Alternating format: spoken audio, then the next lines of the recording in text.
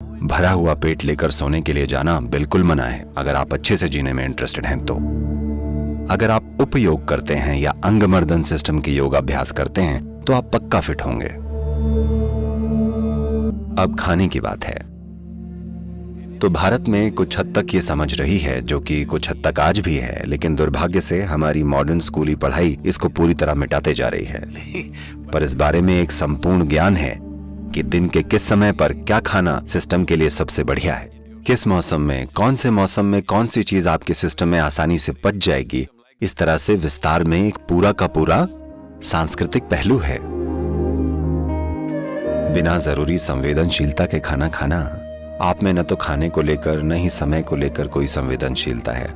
आप बस जो सामने आता है खा लेते हैं। आपको ऐसा करने की बहुत बड़ी कीमत चुकानी पड़ेगी, इसमें कोई संदेह ही नहीं है। और सबसे बड़ी बात, ये सिर्फ बीमार पड़ने की बात नहीं है। आपने अपनी जीवन शक्ति खो दी, अपनी संवेदनशीलता खोल दी। ये बहुत बड़ा नुकसान है, ये टुकड़ों में मौत जैसा है। अब अगर आप चीजों को पहले जैसी संवेदनशीलता के साथ महसूस नहीं कर पा रहे हैं, अनुभव नहीं कर पा रहे हैं जैसा बचपन में या थोड़ा बड़ा होकर करते थे, इसका मतलब आप आधे मर चुके हैं। तो ऐसे आपकी किश्तों में मौत होगी अगर आप गलत तरीके का खाना खाएंगे। अगर आप बस थोड़ा सा जागरूक हो जाएं तो बड़ी आसानी से जितना सारा खाना आप खा रहे हैं वो बस यूं ही कम हो जाएगा, क्योंकि आपको इतना सारा खाना नहीं चाहिए होता। अगर आप इस शरीर में ज्यादा खाना डालेंगे, आपको उतनी ही एनर्जी पाने के लिए उतनी ही ज्यादा मेहनत करनी पड़ेगी। इससे शरीर पर बुरा असर पड़ता है। आइए इसे ऐसे समझते हैं, 1960 के दशक में आपके पास वो बड़ी बड़ी फोर्ड और शेवी कारें थी, है ना, वो बड़ी बड़ी युद्धपोतों जैसी थी ना। वो कितना पेट्रोल पीती थी, और आज की मॉडर्न कारें कितना पेट्रोल पीती हैं। खैर, अब आप इलेक्ट्रिक कारों में जा रहे हैं, न कोई आवाज है, न धुआं, कुछ भी नहीं है।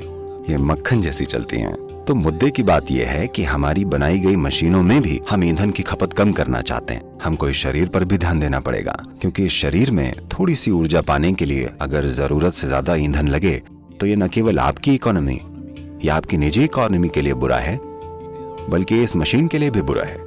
क्योंकि थोड़ी सी ऊर्जा पाने के लिए बहुत सारे भोजन को पचाना पड़ता है। और खास तौर से मैं देख रहा हूं कि ये आदत दुनिया के इस हिस्से में बहुत प्रचलित है।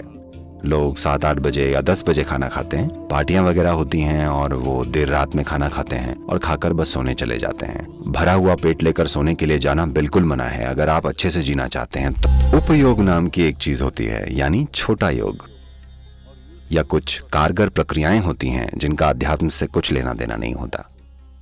अगर आप उपयोग करते हैं या अंगमर्दन सिस्टम की योग अभ्यास करते हैं तो आप पक्का फिट होंगे। आपको किसी साधन की जरूरत नहीं पड़ेगी, आपको बस 6x6 की जमीन चाहिए और आप सुपर फिट होंगे। आप मसल्स बना सकते हैं, इसमें सब कुछ है। बस इतना है कि आप ऐसे नहीं होंगे, आप ऐसे नहीं बनेंगे। बहुत सारे लोग ऐसे बन गए हैं और उन्हें लगता है वो फिट हैं। मुझे लगता है वो जकड़ गए हैं। बात सिर्फ ताकत की या सिर्फ बड़े बड़े मसल्स की नहीं है। सिस्टम को अच्छे से चलाने के लिए आपके शरीर में लचीलापन होना भी उतना ही जरूरी है। योग में हम केवल मांसपेशियों की ताकत या शरीर के ढांचे को ही नहीं देखते, शरीर के अंगों की सेहत बहुत महत्वपूर्ण है। So the system is evolved so that there is organ health. It's very important the body is flexible and usable. तो इस सिस्टम को विकसित किया जाता है ताकि अंग स्वस्थ हों। ये बहुत महत्वपूर्ण है कि शरीर लचीला और इस्तेमाल लायक हो। फिटनेस और खुशहाली का मतलब ये नहीं है कि आप बड़े बड़े मसल्स बनाकर ऐसे ट्रेडमिल पर चलें, नहीं। हमारे सिस्टम के 5 मूलभूत तत्वों की शुद्धता को मजबूत करना बहुत जरूरी है। क्या ऐसा करने का कोई तरीका है? हाँ, कुछ खास तरीके हैं जिनसे हम ऐसा कर सकते हैं। फिलहाल एक आसान तरीका है, मिट्टी और पानी और पौधों के साथ रहकर काम कीजिए और खुले में रहिए। इतने से ही कुछ होने लगेगा। लेकिन योग में कुछ विशेष तरीके भी हैं। असल में Most of the yoga is just that, bhuta shuddhi, to cleanse the elements. योग का ज्यादातर हिस्सा बस यही है, भूत शुद्धि, यानी मूलभूत तत्वों को शुद्ध करना। तो अपने सिस्टम में मूल तत्वों की संरचना में शुद्धता लाए बिना, चाहे आप अपने आप को कितना भी मजबूत मानते हों, जीवन के मायनों में आप मजबूत नहीं हैं।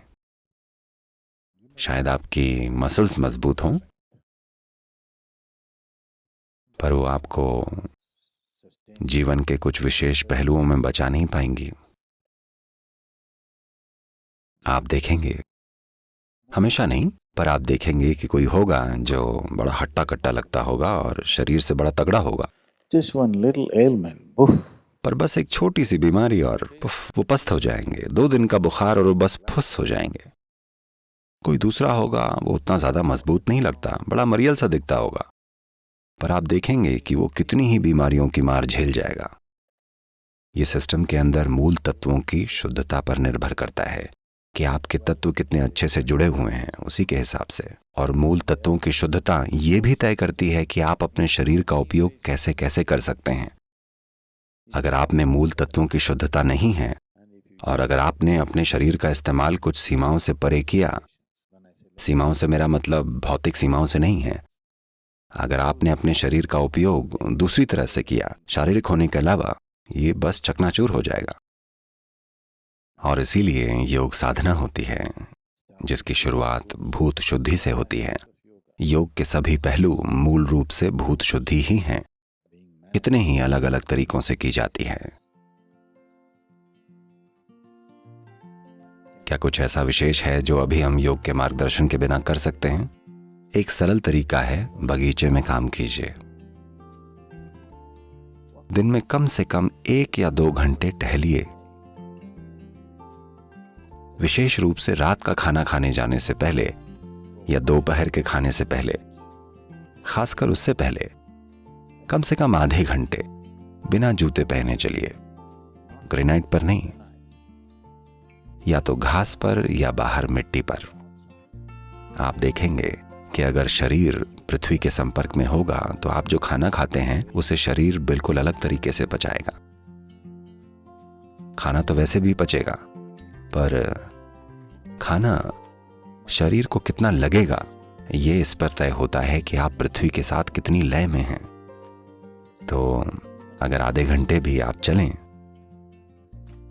बिना जूते या चप्पलों के और शरीर मिट्टी से जुड़ा रहे, तो आप देखेंगे कि तत्व अभी जैसे काम कर रहे हैं उससे थोड़ी ज़्यादा अखंडता के साथ काम करेंगे।